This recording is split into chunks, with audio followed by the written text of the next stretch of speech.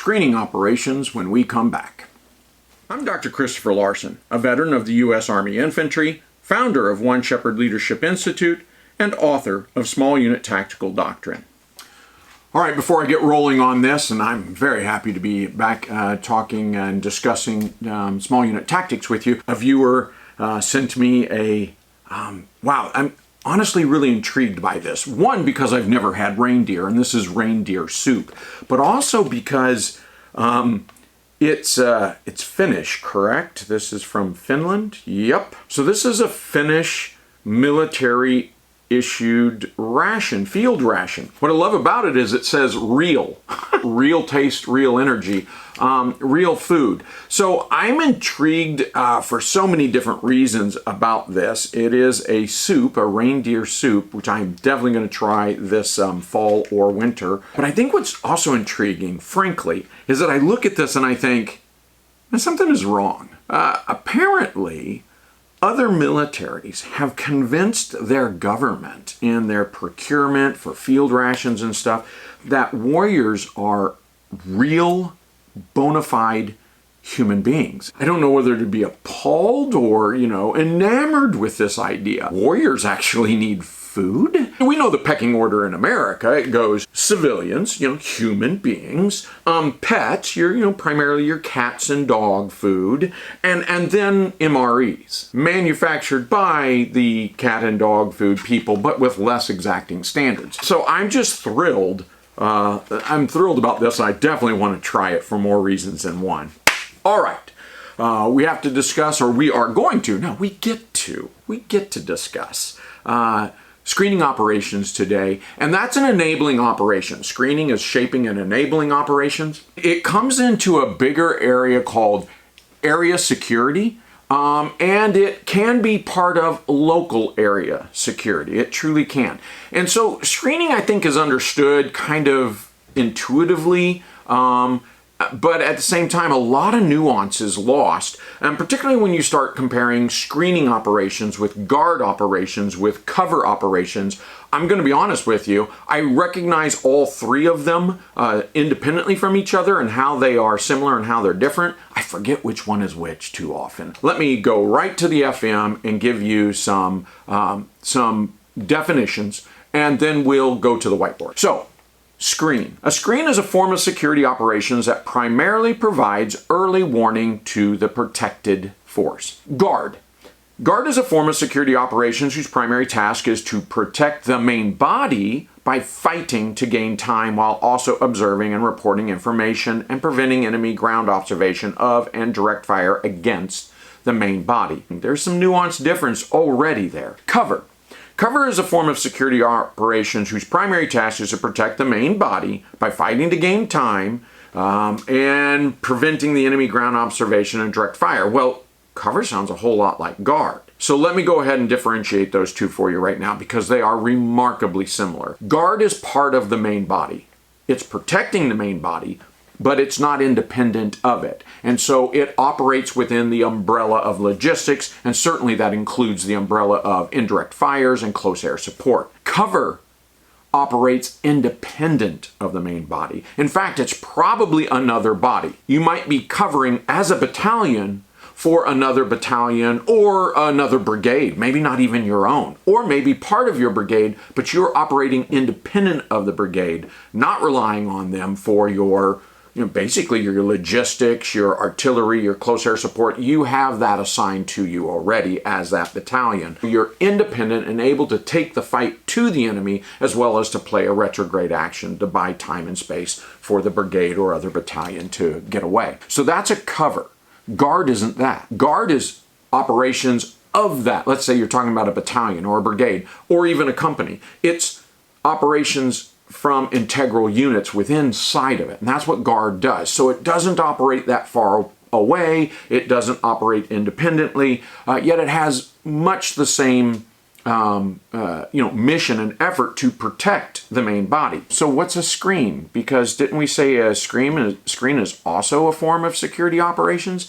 It is. Screening more closely falls in line with local security. It can be considered area security as well. If those confuse you, just remember Cover is an independent operation, so we're not even going to address that on the whiteboard because we're going to talk about operations that are integral to the unit. All right, let's get to the whiteboard. Let me orient you here. First off, you'll notice a series of strong point defenses. These are a type of area defense, and so that makes up our forward line of troops, the FLOT, right here. The FEBA then, the forward edge of battle area, it's literally the FEBA, and in one book I represented this incorrectly. It just an error. But the FEBA is actually behind the FLOT. Okay, the FLOT is closer to the enemy because what the FEBA does is it separates the forward edge from the rear area. So you got forward edge and rear area. Well, your FLOT is going to be on that forward edge. The FEBA is here, denoted by the weird little X in the circle connected by a line. The FLOT looks like little castles. It can be a straight line, in this case a series of them, strong point defense. And so everything back here is rear, okay? And you can see I drew in a main supply route coming in to supply logistics, reinforcement, and a second one for good measure. When we talk about guard operations, they can be forward of the FLOT. They absolutely can. They can be to the flanks, and they can be to the rear. And in fact, you're doing guard operations, I would argue that you are obligated at the very minimum to do rear guard. Why? Well, because your flanks ideally should tie into something. Either something natural that's hard to get around, I don't know, the ocean, you know, a huge mountain, or they'll tie into other, of course, allies. You're tying into something on your flanks. And what you're doing to the front depends on kind of what your missions and your operations, your day-to-day operations are. There might be guard forward, but definitely to your rear you do. And so things like a checkpoint along a main supply route, definitely include guard operations. They're local area security or local security. But what else do we do? Other than just checkpoints and using challenge and password back here for operational security, what else do guard operations do? Well, they do presence. They do roving presence patrols. You'll see these often are motorized, and MPs often do this where they're back here going, okay, not for a battalion necessarily, but for a larger like brigade or division, you'd have MPs back here on mounted patrols trying to catch any enemy infiltrators, right? And the enemy infiltrate for many different reasons, but not the least of which is reconnaissance. So our guard is back here protecting. And it can go so far as, yes, this is the icon for a ambush. Guard operations can do ambushes in your rear area. It is precarious and you have to be careful, and that's why you see me orienting our ambush up against a high point. This is a ridge line here that the MSR passes through, checkpoint on the other side of that so that it won't take any fire. You have to be careful, very careful where you orient them, your ambush. That's always true, by the way, but it's more true when you're pulling ambushes in your own rear area. For a good example, don't know if it still happens, but that was certainly the case in the Korean DMZ. We didn't just do ambushes inside the DMZ, we did it in the rear area south of the DMZ as well. And that's rear area security, and it's guard. So it's indicated with the G and these lightning bolts going out, okay? That's what's going on here. These are all good examples of that.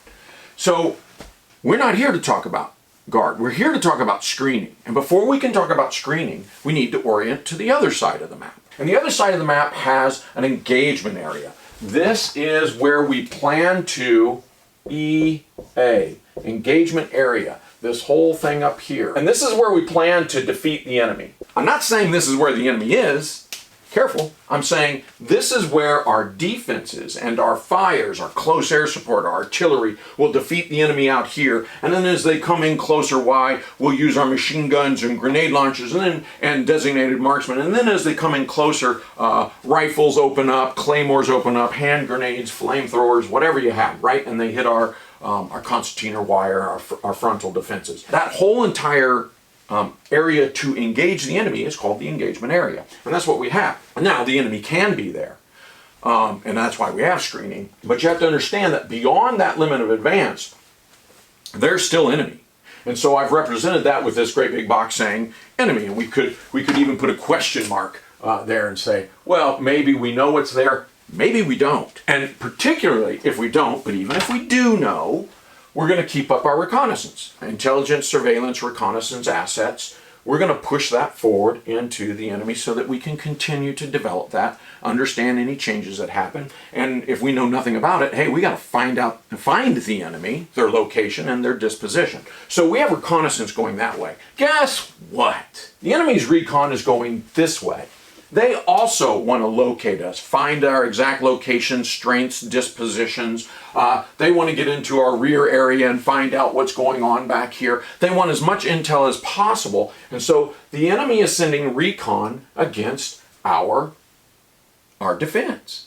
Whatever that is, patrol base all the way up to, division size area defenses and anything in between. So a screening force then, primarily, we talk about it as an early warning system.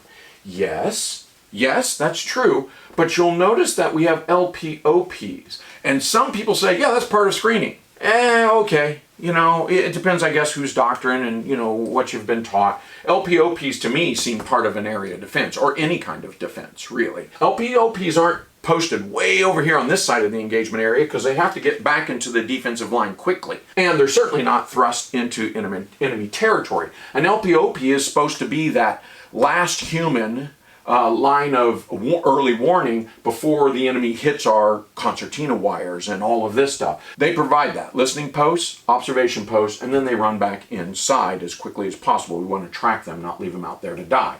So to me, this is very, very much part of your area defense or any kind of local defense because, you don't even build these defenses without posting your LPOPs, and they are very much integral to this unit. So you have some kind of reserve force back here that's rested back here and it's rotated onto the line and back, right? So they can sleep and clean weapons and take care of their boo-boos, write letters home. But the reserve can also be tasked to screening operations and screening patrols. Screening patrols primarily are recon. What they do is they blind the enemy. That's their number one task, is blind the enemy reconnaissance. And the way they do that, and the techniques and methods that they use look very, very much like zone reconnaissance. Now they'll have their own observation post. They'll put out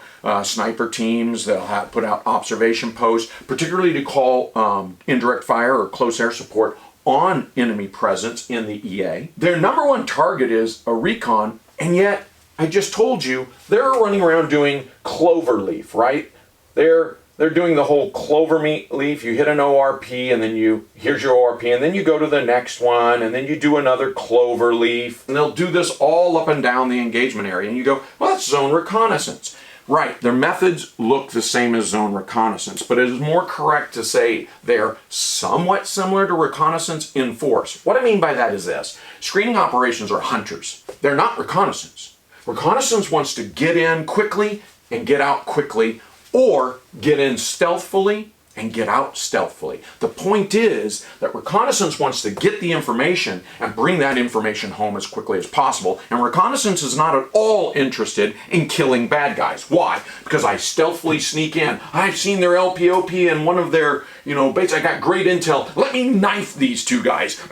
That's how it happens in the movies, right? We knife them because no one's going to go and say, oh, our LPOP are dead. I wonder what that means. Poor Hans, poor Fritz. They must have really been sad. I think they committed suicide 29 times in the back. That's a dumb thing for any reconnaissance to do. It's incredibly stupid. It's counterproductive. They got the information. They could have gotten away possibly without being detected and told all their higher command, look what we did, and then we sing songs about them, or at least the bad guys sing songs about them. No. Instead, they killed two people to be macho, and now everybody here knows, well, the enemy was here. So this is colossally stupid. Reconnaissance don't want to kill anybody. Note, I didn't say reconnaissance didn't have the ability, doesn't have the tools. Of course they do. They have to defend themselves, but they don't want to. They want to get the information and get away free. Screening hunts, and they hunt reconnaissance. They're doing this methodology to find the enemy, to find evidence of the enemy. Hey, here they went through here. Here's cigarette butts. I can see where this guy sit and this guy sit. Here's where they set down their radio. If they went in this way, maybe they'll come back this way. Let's set up an ambush on this spot, because clearly this was a rally point at one point. And so they'll set up an ambush or leave part of a team just to do that in case, oh, look, we have seen them. We're smart. We're not going to kill Hans and Fritz. We're going to get away and we're going to stop at our rally point. Oh, the enemy ambushed it. That is what screening does. They're hunters. They're not hiding. Sometimes screening is up making a presence patrol, showing the enemy, yeah, we're out here. They're not hiding. They're not sneaky unless they're waiting, camouflaged up to kill enemy reconnaissance. They are absolutely not hiding. These guys are hunters. These guys are the deer. That's the difference. So screening operations hunters. Now you say, well, what if screening operations doesn't see reconnaissance? What if they see a mass group of enemy preparing to attack? Yeah, duh.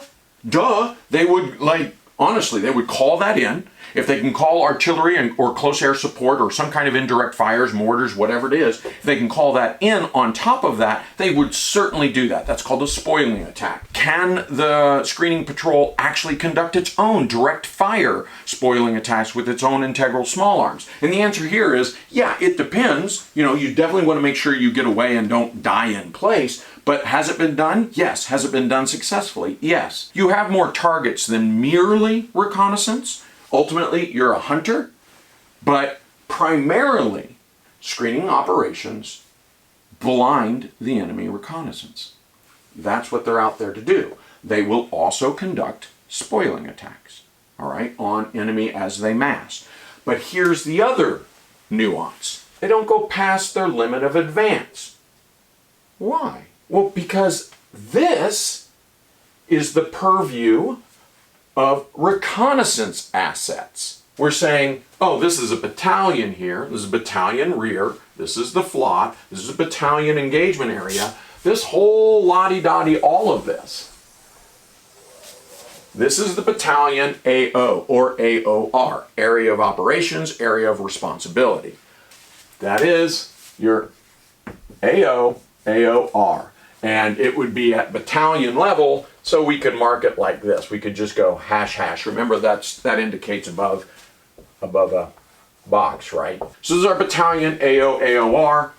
This is where the battalion says, I want my commander's critical information requirement, my CCR, my PIR, priority information requirements, that I assign to reconnaissance. I want them to tell me what the heck is out here. Why wouldn't screening go over there? Fratricide. Blue on blue. This blue would be shooting at that blue or vice versa. And their job is to kill reconnaissance, all right, but not our reconnaissance. So we all have to have our areas where we conduct our mission. And if you're saying, whoa, hold on, reconnaissance has not only got to do conduct of a passage of lines through the FLOT, wow, they've also got to coordinate carefully with that forward unit commander and the rear unit commander to say, hey, do you have screening patrols? Okay, where are they operating and where can I bypass them? Or where can I link up with them so they can guide me through? So there's a lot of coordination between screening and reconnaissance, and what you don't want them to do is be in the same area, guns up, and hunting. So that's screening operations. Again, their methodologies tend to look, during daytime anyway, they tend to look like zone reconnaissance. The other methodology that they very commonly use is observation. So you do have sniper scout teams out there. They use one of two things when they engage the enemy other than snipers. They tend to either do ambushes, day and night ambushes, near and far ambushes, or once in a blue moon, they conduct spoiling attacks with preference given to indirect fires. That's screening in a nutshell. This was by a request of one of our viewers, and I will apologize to Leo for not getting this out before the 40th anniversary semester. Nonetheless, late is better than never, right? Okay, guys, thanks for joining us.